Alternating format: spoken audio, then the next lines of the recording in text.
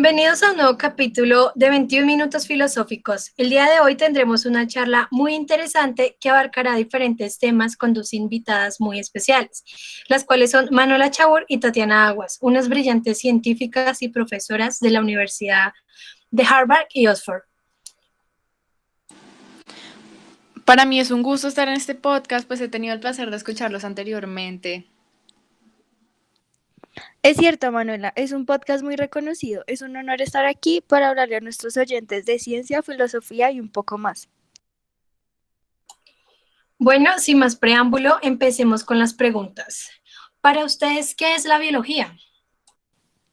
Sin duda alguna, y lo que todos responderían en un concepto más sencillo sería, es la ciencia que estudia la estructura y función de los seres vivos. Sí, por lo general esa definición más sencilla que escuchamos normalmente. Sin embargo, me gustaría añadir a tu concepto que también se encarga de estudiar las interacciones entre ellos y las relaciones con el medio en el que viven. Bueno, con esta breve introducción sobre qué se conoce como biología, cabe resaltar que el desarrollo de esta ciencia en este último siglo ha sido tan importante que se ha establecido en los niveles de organización que van desde la biología molecular como base hasta la ecología. Sí, Jess, de hecho, el conocimiento en profundidad de estos distintos niveles ha sido posible gracias al avance de las ciencias afines como las matemáticas, física y química. Es increíble que lo que la bioquímica nos ha permitido conocer. Es brutal todo el asunto de la bioquímica. Podría decir que el mayor descubrimiento que marcó una nueva era en la ciencia es el de la estructura y función de los ácidos nucleicos ARN y ADN. Todo está generado la unión de diferentes ciencias. Sí, de hecho, tengo entendido que en los últimos 20 años se ha realizado un avance paralelo de la biología molecular y de las técnicas de la ingeniería genética. ¿Es esto cierto? Claro que sí, Jess. De hecho, la unión de las dos ha generado una serie de expectativas en la sociedad, esperanzadoras en ocasiones, pero preocupantes en otras. Es muy prometedor todo lo que estas dos ramas de la ciencia nos brindan. Por ejemplo, todos estamos de alguna manera ilusionados con las técnicas de terapia génica, en virtud de la cual pueden combatirse determinadas enfermedades una vez conocido el gen responsable de la misma. Sí, Manu, realmente el avance de la ciencia nos brinda una nueva forma de ver el mundo, nos brinda soluciones y una nueva perspectiva. Pero hay actos que merecen ser regulados, como la investigación sobre el material humano. Y pues se piensa que aunque suene muy ficticio, que tal vez en algún momento exista la creación en laboratorio de superhombres, con las características que deseemos. Esto sí que es controversial, ¿no? Aquí estaría el ente regulador, mejor conocido como bioética, que es conocida como aquella ciencia o disciplina que trata de la actividad del hombre en relación con la vida humana y todo esto se refiere a los actos morales y en consecuencia el uso de la libertad y sus límites referida a lo que se considera como bueno o malo. Sí, Jess, es cierto. Todo este asunto se volvió muy controversial, ya que el ser humano presenta tres singularidades que le diferencian de cualquier individuo de otra especie animal. La de ser un sujeto religioso, ser un sujeto ético y la de estar genéticamente capacitado para ser culto, lo cual implica el lenguaje. Cabe resaltar que todas las sociedades humanas han tenido códigos éticos o morales más o menos sofisticados. Todo lo que mencionas del comportamiento humano es increíble. Para continuar hablando de bioética, podemos decir que no solo son múltiples las orientaciones teóricas y los planteamientos culturales, sino que también podemos constatar distintos ámbitos de interés y de especialización dentro de este mundo. Así, por ejemplo, podemos hablar de bioética clínica, también pues de bioética biológica, y pues realmente hay varias con respecto a esto. ¿Ustedes qué piensan? Bueno, Jess, Primero, cabe resaltar que la bioética nace como una respuesta primordial a los conflictos suscitados por el rápido avance del conocimiento científico y técnico en las diferentes áreas de la medicina y la biología, sumados a la identificación de los efectos nocivos en el medio ambiente como consecuencia de la contaminación indiscriminada del planeta. Sí, Tatiana, estás en lo correcto. El enfoque de la bioética se amplió de la medicina y la biología hacia la ecología y los demás seres vivos, a tal punto que hoy hay dificultad para definirla.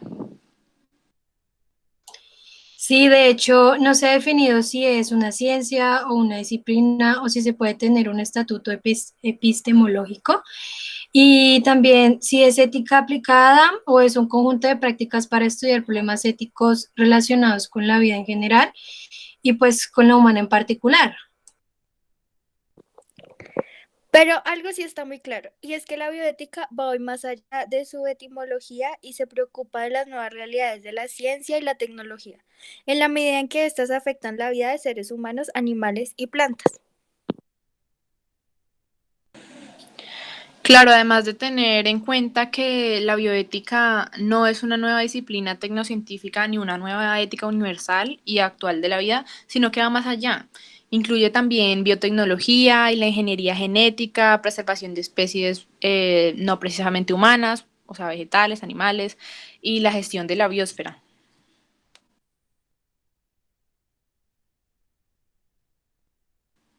Ay, qué pena. Todo esto me acuerda a Bioethics, The Science of Survival, que fue el primer artículo que utilizó la palabra bioética, la cual empezó a consolidarse a partir del 71 en Bioethics, Bridge to the Future. Oh, claro, recuerdo haber leído esto, recuerdo bien que son dos artículos los cuales ven la bioética como una disciplina intelectual, pero a la vez como formal, y pues un saber superior de la naturaleza biológica del hombre y del mundo para el bien social.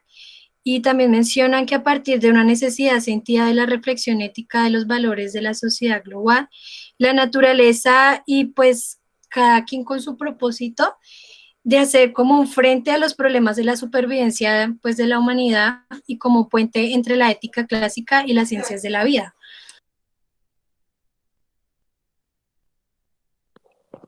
Ya entiendo por qué se habla de la bioética como algo globalizado. Ya que ustedes mencionan la biosfera en sí, supongo que esto condujo a que la bioética pudiera entenderse en dos sentidos. En sentido amplio, la bioética abarca asimismo a la ética ambiental y a la llamada ética de los animales.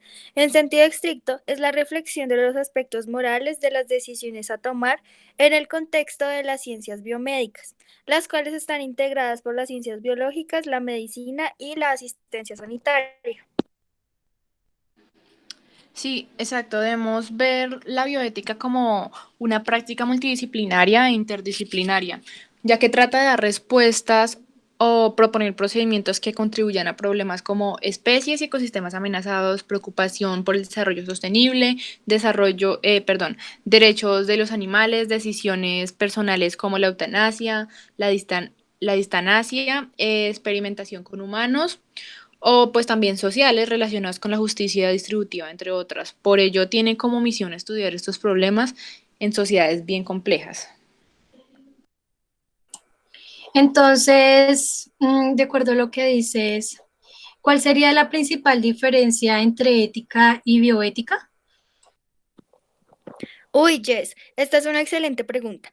Y pues la principal diferencia es que la bioética, a diferencia de la ética, explica la vida en sociedades tecnológicas y multiculturales complejas que son caracterizadas por ser individuales, pluralistas e integradas por grupos con los más diversos intereses. Uy, no, es súper interesante y complejo, ya que si me lo preguntaran no sabría cómo responder. Pero pues ya que estamos hablando de este tema, ¿por qué no nos acercamos un poco hacia las áreas de interés o contenidos de la bioética? Por supuesto que sí, ya que la esencia de la bioética es la vida, con todos los dilemas que se le presenten, no solo a los individuos, sino las familias y las sociedades. Por esto es que los dilemas bioéticos están presentes en ámbitos como las actividades científicas a partir de investigación y la experimentación.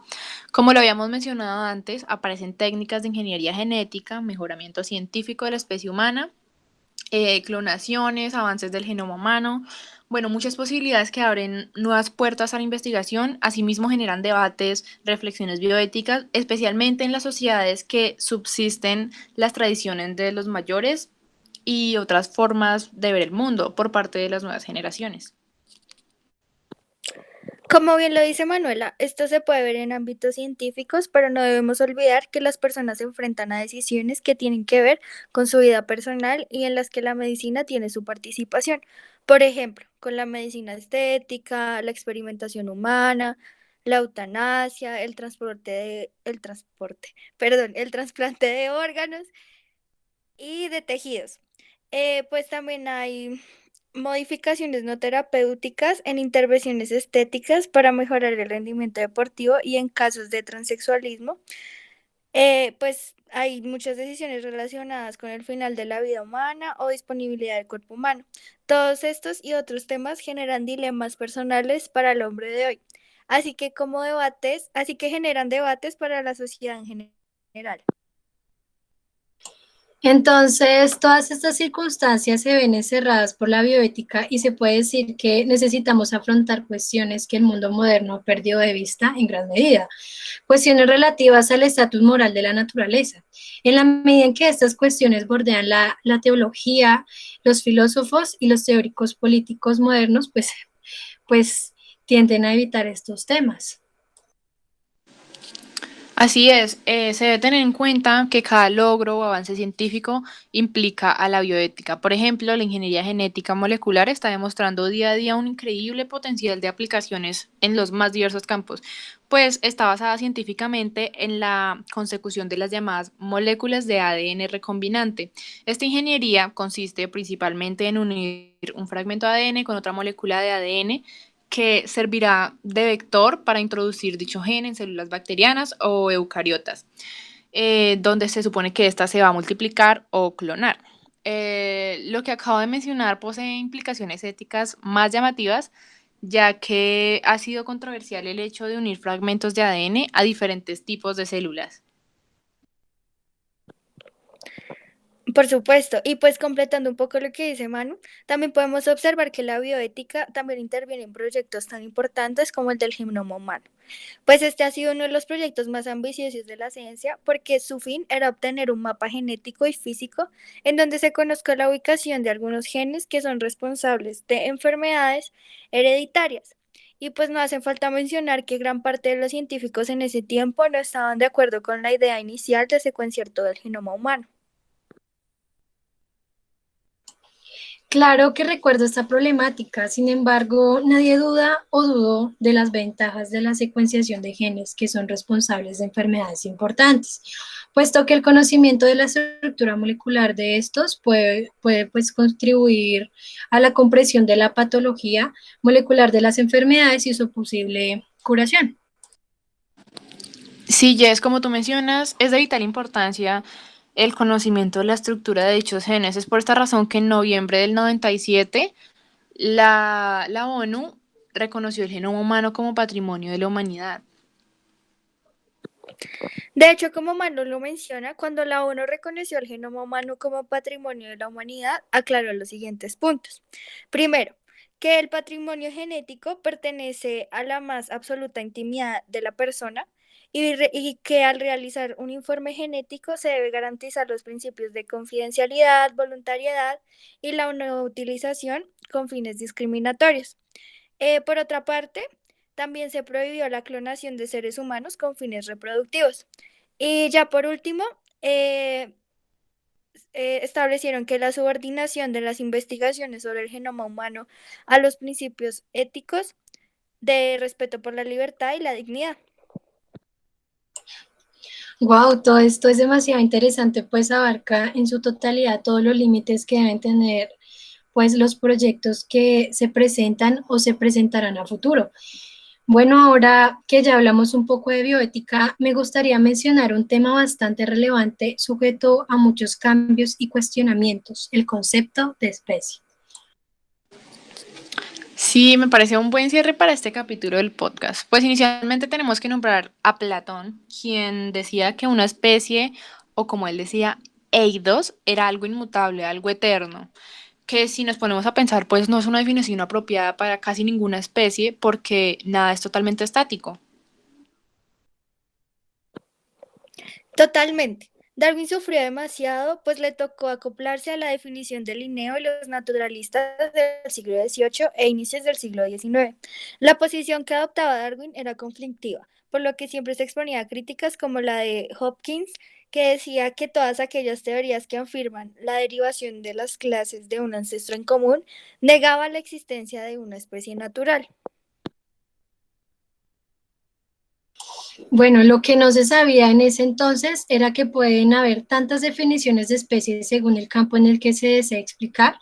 El trabajo de los biólogos era modificar el concepto de una especie que supuestamente no cambiaba, a uno enfocado en una perspectiva evolucionista. Esto fue lo que llevó no sé, una sino como muchas definiciones del concepto de especie. Sí, lo que podemos considerar un patrón sería que se mantiene como esa tensión entre el comportamiento morfológico, que se fija en el parecido, también en cuanto a la genealogía y el parentesco. Pero si somos sinceros, básicamente estamos hablando en sí del concepto biológico de especie nada más. Sí, Manu, y aquí es donde entra Meyer, donde recoge que las especies son poblaciones mendelianas máximas, o sea, comunidades reproductoras aisladas del resto. También está la de Van Balen, diciendo que la infertilidad no es condición necesaria ni suficiente para definir la categoría de especie. Este hombre entiende las especies por un concepto más bien ecológico. Esto es todo un dilema porque imagínense cómo van a definir una especie fósil donde no hay registro de fertilidad o infertilidad. Eso es un tema lleno de conjeturas. Los paleontólogos, por otro lado, se fijan en tendencias de otro tipo, como patrones y dataciones de elementos. Sí, por ejemplo, Patterson nos habla como de unos instintos entre organismos que ya se pueden reconocer mutuamente como pareja reproductiva. Otro problema, ya que sale a flote, es que hay especies que se consideran gemelas, o sea, casi idénticas, pero están aisladas reproductivamente y que según Meyer no se considerarían especies, por lo que están aisladas reproductivamente.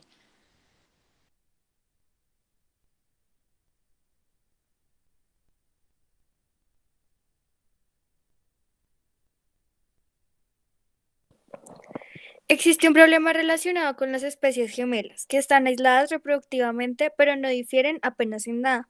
La pura decisión de ver las especies como individuos nos obligaría a considerar las especies distintas.